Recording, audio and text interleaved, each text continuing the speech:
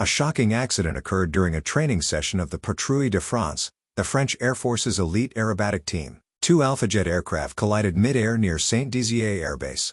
Fortunately, both pilots and a passenger managed to eject safely, though one suffered moderate injuries.